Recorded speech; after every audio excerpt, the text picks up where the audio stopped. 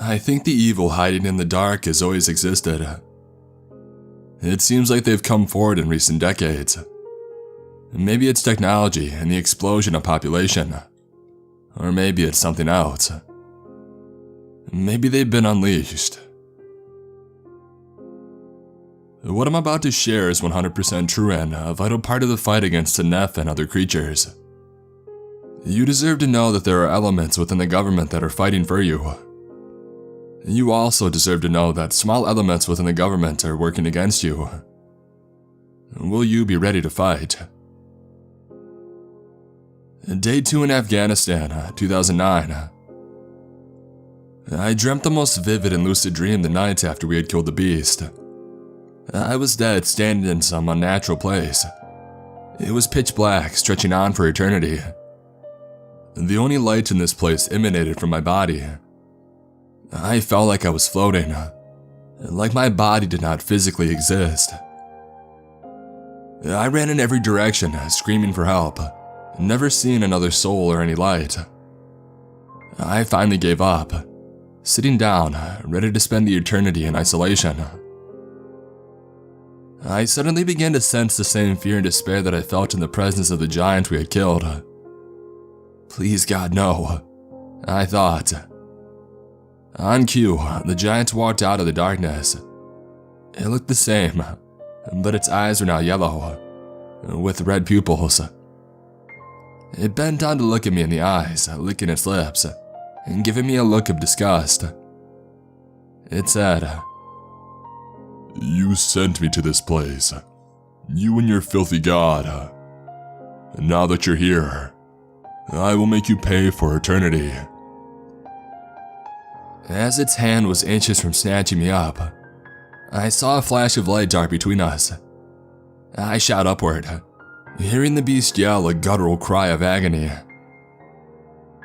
I was suddenly back in bed, drenched in sweat, feeling like I had just gone somewhere I should not have been. Vasquez, who was asleep in the other room, awoke to the sound of freedom being delivered at Mach 2.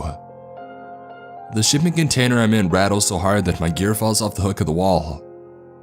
Bagram is one of the 2 main US coalition air bases in Afghanistan, so jets and bombers take off at all hours of the night.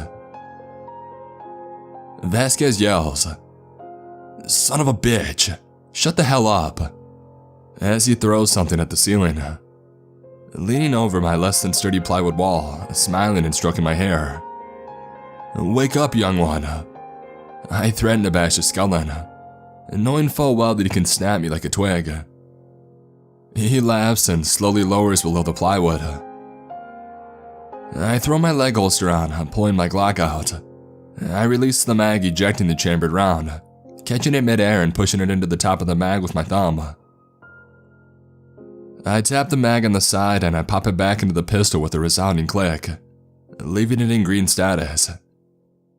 I holster it on my right thigh and I quickly check to ensure my gear, weapons, and grenades are in place, grabbing my patrol cap and heading out into the heat. The sun is barely up and the temperature is already in the mid-90s. My fire-resistant ACUs make it feel 20 degrees hotter. I squint, keeping my eyes down to avoid the rising sun while putting my Oakleys on. In the daylight, it becomes apparent that I stick out like a sore thumb. Everybody around me wears whatever they want. Most have baseball caps on and have beards. Some have uniforms on with no identifying patches. Some wear cargo pants and polos. I'm one of the few in ACUs. My bat scroll on my left arm. Clean shaven and short hair.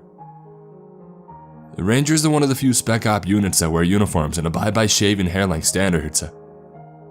I'm 24 and a second lieutenant. The gold bar on my chest might as well have been a bullseye.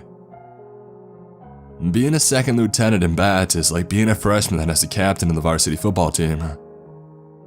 I technically outrank the enlisted soldiers and NCOs, but I lean heavily on them for mentorship. I prepared myself for the daily hazing rituals, knowing I'd better be ready to laugh at myself. I step into the TOC to check in with Lieutenant Williams, who is leaning over a soldier staring at a computer screen that is showing troop movements. Activity in the TOC is much slower today. Most soldiers stand behind screens, dipping or drinking coffee. Some are talking about football. Others look like zombies in need of a break. The place feels different than the night before. I wonder how much they actually know about what had happened the previous night. They could know, or they wouldn't be at peace. There's no going back from what I saw. It was weighing on me heavily. Williams interrupts my thoughts, and nodded at me and motioning for me to follow him. He is tall, 6'4" and thin, with graying hair on his temples. He looks like he probably runs marathons, but has a slight limp. The word is that he had lost most of his right calf in an IED attack. He still walks so fast that I had to power walk to keep up. He pulls me into the conference room and tells me to sit down. Stone told me you did a great job last night and that I can trust you. The way he said trust you led me to believe that there was more behind what he was saying. I'm giving first platoon to another lieutenant that is en route. I start to object, but he holds his hand up to stop me. This is not a punishment. You'll get a platoon eventually. But for now, you're taking over the PSD team, and you'll augment some of the team guys while they're recovering from the last few months.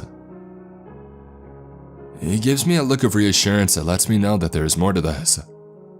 I thank him and I accept my fate.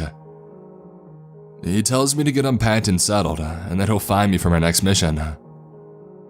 He hands me a phone saying, "It's secure." Well, it's secure from the Hajis. I wonder what he means by secure from the Hajis. I didn't understand who else we needed secure comms from at the time. I leave the TOC dejected. PSD are the 3 letters that most don't want to hear when deployed. PSD stands for Personal Security Detachment. It's the military's less fancy version of what you see the Secret Service doing on TV. It's a great job when you're in garrison. I have planned and led the security for multiple presidents and even for the Queen of England during visits throughout the West. But while deployed, I want a platoon. I want to be the blunt instrument, and not the bulletproof vest. I couldn't shake the feeling I got from him though. He was trying to tell me something, and telling me that I was augmenting team guys was really strange. That's not typically something an officer would do. We're leaders and managers, not extra guns. Also, team guys normally don't get augmented, unless something catastrophic happens. The next month went by in a blur, as I spent 16 hours a day escorting general officers and high-ranking politicians around Afghanistan. I sat in on meetings that decided the fate of the nation. I fought through a couple of attacks on our principals, and I nearly missed a vehicle-borne improvised explosive device. And I even took a round to the arm. Just a graze, but it left a badass scar. None of it seemed to matter though. It wasn't even exciting. I spent most days thinking about what the giant was, and thinking that I should be hunting the real evil of this world. It's like the Neff left a scar in my soul. I just couldn't shake it from my thoughts. And where the hell was David in 357? He said he would talk to me about the giants that they had killed, but I haven't seen him since my first night in country. And then something happened that changed my life forever. A few guys walk into my office. 2 of the guys look completely out of place. They have khakis and black polos on that say CPTI. Both are a bit plump. They aren't CIA operatives and clearly aren't soldiers. One of the men shakes my hand and takes his cap and sunglasses off, introducing himself as Jake. He looks like a legitimately good guy. He has bald and gray hair and is about 5'10", and has the friendliest smile that you'll ever see. He looks like everyone's favorite uncle. He isn't being distant and isn't talking to me like I'm retarded. A far cry from the CIA asshats that I had interacted with thus far. He looks me in the eyes and he says, "Mike, I'm going to be needing you and Vasquez for the next couple of months to run security for an operation we have going on." It's jarring to hear my first name. As far as I know, only Williams is aware that my name is Mike. I try to hide my angst and I ask, "What for, sir? What's the mission?" "I need to run it by Williams since we're the only dedicated SOCOM PSD team in the area." He says, "Absolutely, run it by your boss, but it's already been settled." And he's aware. He's avoiding my question about the mission. "What's the mission entail?" "I've got a 10-man team, so I need specifics to locate the proper number of personnel," I said. Jake responded, "Just you and Vasquez. These gentlemen will fill you in on the mission." He gets up and gives me a very nerdy fist bump, smiling and says, "I'll see you boys in 1900. Meet me at the helipads. We're going to be working nights." He then walks out of the TOC without glancing back. The other two guys fill us in on the basics. We're going to be dropping orbs around the country to test out a new technology that we had developed. I knew at that point to stop asking questions. I'm not going to get anything from them. They leave the TOC and Vasquez gives me a funny look. I ask, "Who the hell were those two?" Jake seemed well enough, but those two looked like they work at my uncle's engineering firm. Vasquez filled me in on the CIA contractors. The three-letter agencies hire a lot of civilians for technology development and intelligence gathering. CIA contractors are much more rampant than you realize.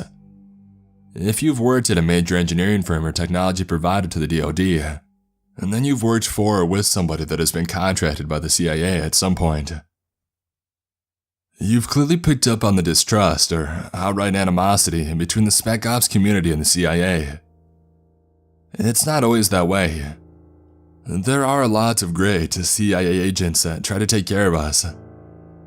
And the problem is that the majority of joined CIA Spec Op missions leave one side wanting for intel, and that's always the Spec Op side. We're generally treated like blunt instruments, whose only value is to hammer the nail. I would distrust them, even if they hadn't fucked us over by failing to inform us of the giant. Our missions and core beliefs are just vastly different. The Spec Ops community works in the shadow to eliminate threats to the United States and our allies. We can't publicly share what we do, but we have zero interest in misleading the general public. I don't want you to have to worry about the evil people and creatures of this world, but honestly, I would like for that to be your choice. When dealing with the Nefs, there were good and bad elements within the CIA and the other three-letter agencies. It just took us a while to see which side most were on. I talked to Williams, who would confirm what Jake had said. Vasquez and I were tasked out to Jake and his team for the next couple of months. He said something strange as I was leaving the TOC. "Jake is one of the good guys. Trust him entirely and sure he comes back in one piece." I step out into the bright sun, throwing my patrol cap and Oakleys on. I stare off into space, thinking about what he had said. Why would he tell me that a CIA agent is one of the good guys and to trust him entirely? Aren't we all on the same team? The CIA can be dicks, but they're still on our side, right? I meet Jake on the helipad in 1900. The sun is starting to go down. I recognize the gunner. He was in the 160th helicopter that had picked us up after we had killed the giant. He nods at me as we board the Blackhawk. The rotors push us upward, the helicopter rocking forward a bit as we lifted a few hundred feet in seconds, the nose stabilizing as we speed forward. There is always something comforting about riding in Blackhawks. For some reason, I get a better rush from leaning out of a door than jumping out of a plane. It doesn't hurt that the 160th has the best pilots in the world. My pilot John is a Warrant Officer 3, and an artist in the sky. We shoot forward, flying nap at the earth at 200 miles per hour, just above the tree line. I clip a carabiner to my belt and pants leaning out the door, feeling like I could reach down and touch the top of the trees. We snake in and out of the canyons, helicopter pitch black, as John flies only aided by the NODS.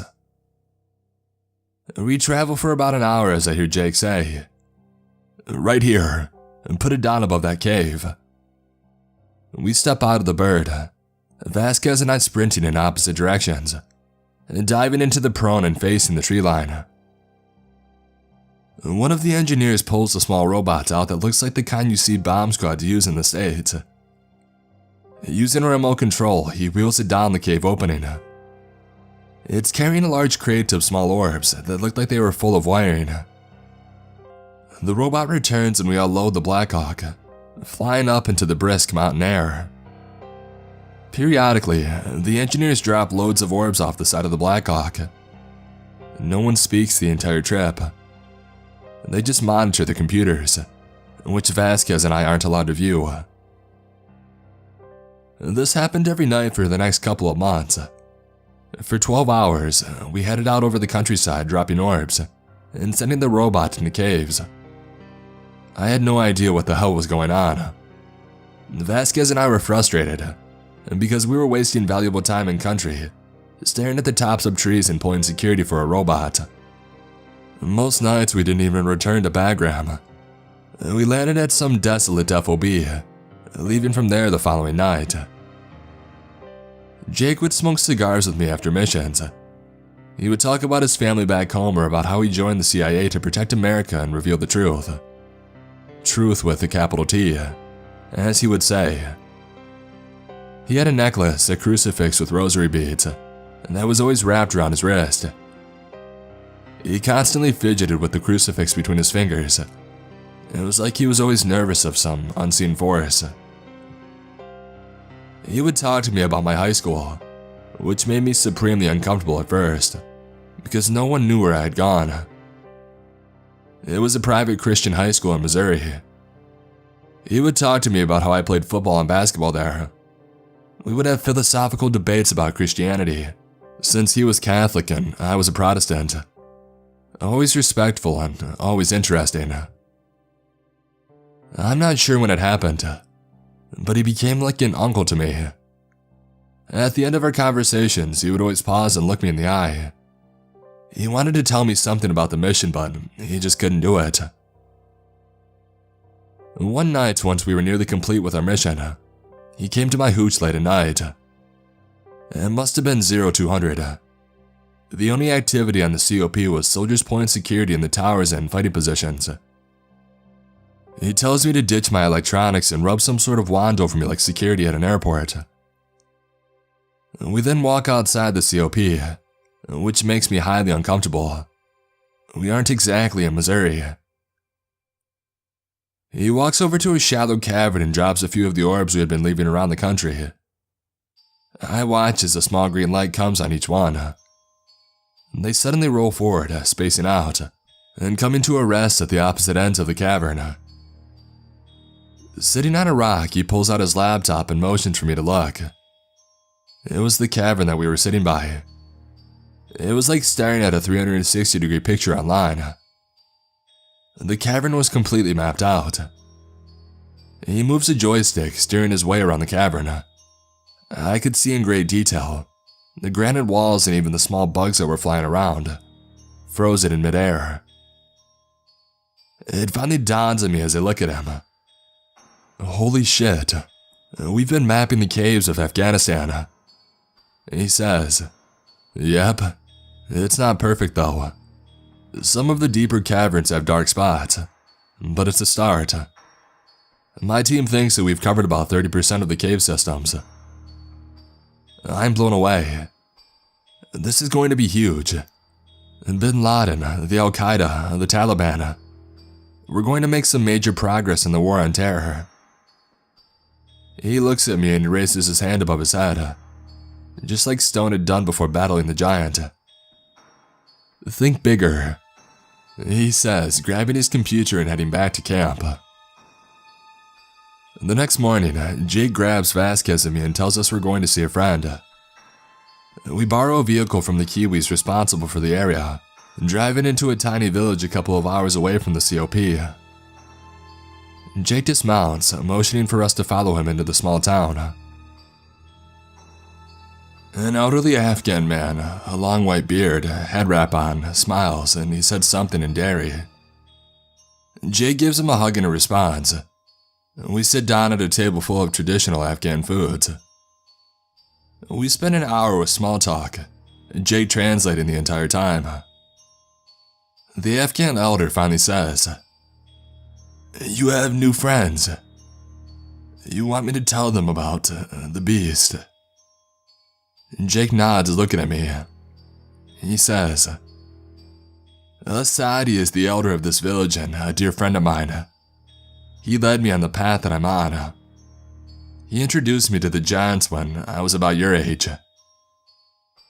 Sadi begins his story, Jake translating. "My village has always feared the beast. We have always feared the night. We all go inside when the sun sets, even pulling our animals in our homes." He motions towards a goat that is standing outside. "The beast has always done what it wanted. No man could stop it. When I was a young man, about 15, I thought that the elders were just trying to scare us. I had never seen the beast, so 2 of my friends and I went to explore the countryside at night. It felt very freeing to no longer fear the stories of my elders. We explored for hours, enjoying the cool air of the night. The grass was wet with dew as we ran up and down the hills near our village." His facial expression changes to sadness. "We are at the top of one of the forbidden hills when we are overcome with a terrible smell. We are all frozen in fear. We feel it in here." He points at his chest. "Suddenly a very large man like 2 of us. He puts his hand above his head, grabs one of my friends. My friend screams in pain and fear, the beast crushing him, his bones loudly popping. The creature then bites down on my friend, ripping his body in half. He chews the top half, loud cracking with every bite. He swallows and he drops his legs on the ground. The beast looks at me, speaking in a language that I do not understand. The only word that I recognize is my name. It then grabs my other friend, smashing him flat on the ground, blood pooling underneath. The giant stands over me and he yells like a lion, and then it grabs what is left of my friend and it walks off, chewing on one of their legs as it goes. The elder is crying at this point. He says, "I waited every night for the beast to come back for me. Some years we heard nothing of it. Some years entire families had disappeared from their homes. We always felt the ground shaking, and we heard the roar like a lion.